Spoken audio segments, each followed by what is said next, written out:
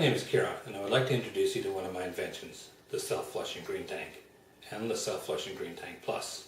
We all recycle now, and many of our municipalities have curbside programs. We all chip in to do our part for the environment. Then tell me, why does every one of us spend our hard-earned money on heating our water, $100 per person per year, only to use a fraction of the heat and throw the rest down the drain? It's so bad, the equivalent would be like buying a banana split, taking one bite and throwing the rest away. You wouldn't do that, so why are we throwing all that heat down the drain? I don't know the answer, but I do have the solution. The self-flushing green tank is designed to be integrated into new homes, as it requires the plumbing to be installed in a new manner. Grey water, that's everything but the carburetor in the toilets. So sinks, tubs, showers, dishwashers and washing machines are all routed through the green tank, upstream of the black water. Let me show you how it works. The green tank is designed to sit on the floor, preferably in the furnace room, much the same way as a hot water tank. When air conditioning is used, an insulated jacket is recommended, as this helps both the AC and the green tank perform better. The green tank is made up of two tanks, an outer preheat tank and an inner self-flushing grey water tank. Notice the two floats in the flushing chamber. Here's how it works. The outer tank is always filled with cold water from the city main, well or cistern. The inner tank fills with laundry water, shower water, and so on. As you can see, the flushing float in the bottom, labeled 100, is held in place by a pivoting arm, all while the tank fills. Once the tank is filled, it starts to float the trigger float, labeled 94. As the trigger float rises, the pivoting arm is pulled into line inside the D-bar.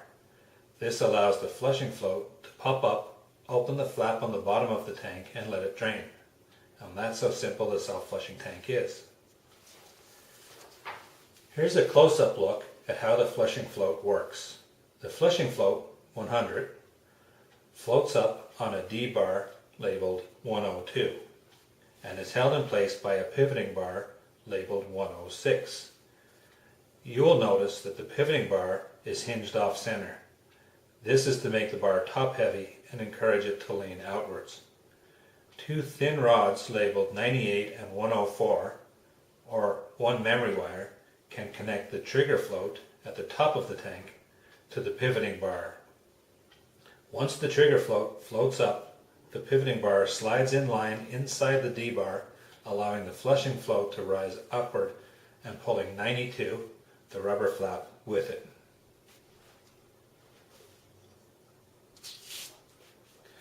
And finally, the self-flushing Green Tank Plus.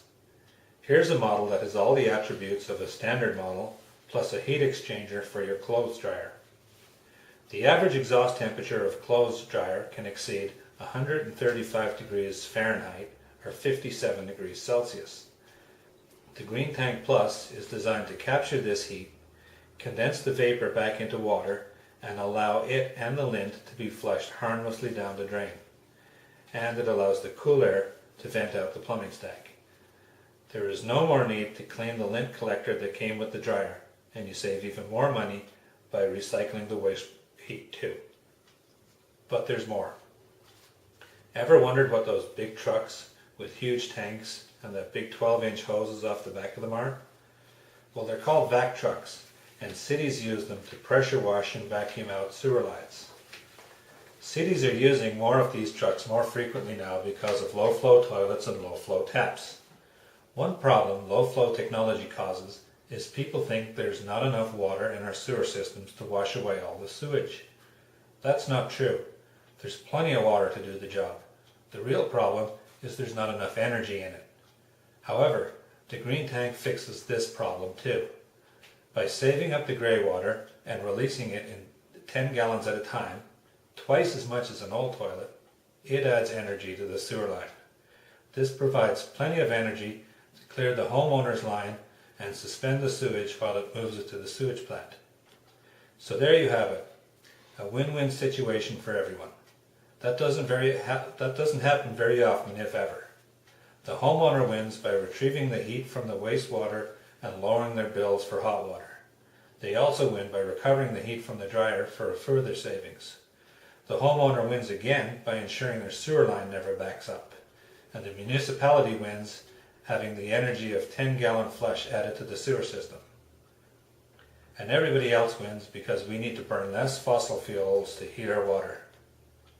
For every 5 of these green tanks installed, we will carbon neutralize 1 car. If these were implemented into all new homes in the USA, we would have the same effect of removing 100,000 cars from the road every year. The green tank can pay for itself in as little as 1 year. It can outperform all other environmentally friendly products for rate of return, including CFL bulbs, solar panels, insulation, high efficiency appliances including hot water heaters and furnaces. Thank you.